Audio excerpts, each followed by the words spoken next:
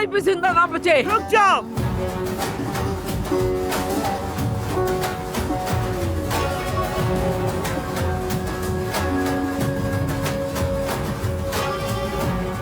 कुदरत खातून, मुझे आपसे कुछ कहना है।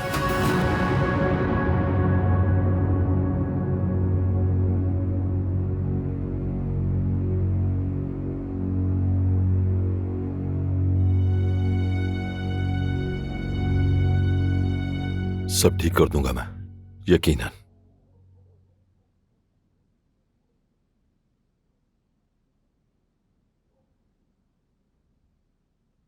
हाँ पकड़ो उसका हाथ, अब बस जाने मत देना उसे। मुझे भी पता है कि क्या करना है मुझे। समरुत, तुम लोग कहाँ थे? एक हादसा, हमारा कार एक्सीडेंट हो गया था। कार एक्सीडेंट मतलब? सीरियस एक्सीडेंट नहीं था। अदनान,